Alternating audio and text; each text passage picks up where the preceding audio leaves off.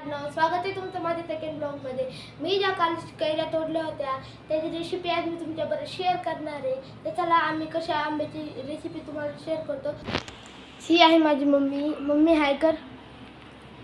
तर ही सगळं पदार्थ लागणार आहेत मँगो चटणी बनवायला। तर मम्मी काय काय आहे सांग।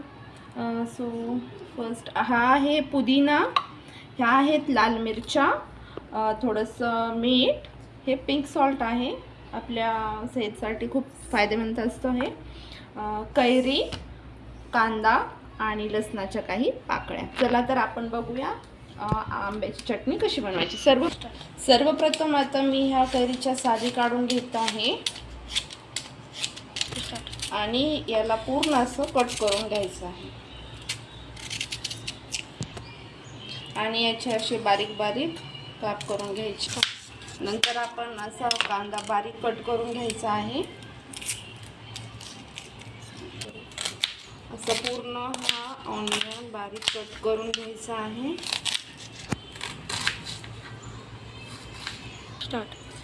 मिक्सरच्या भांड्यामध्ये ह्या कैऱ्याचे काप टाकायचे आहे।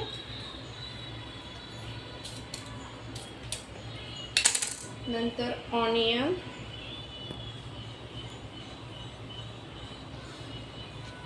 आणि लसूण,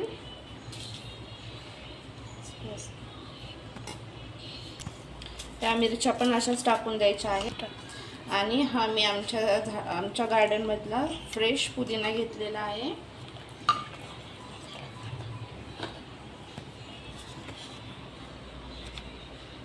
याच्यात चवीपुरतं मीठ टाकायचं आहे। आता हे मी तुम्हाला मिक्सरला लावून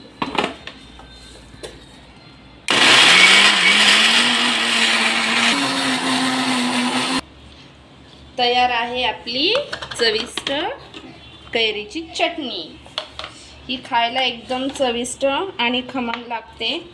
याला नाही गॅसची गरज आहे ना कशाची गरज आहे, खायला एकदम चविष्ट चटणी तयार आहे। ही तुम्ही वरण भातासोबत, खिचडीसोबत टेस्ट करू शकता। रेडी आहे आमची मँगो चटणी। तुम्हाला पण आमची मँगो चटणीची रेसिपी आवडली असेल तर प्लीज लाईक करा, कमेंट करा आणि शेअर करा।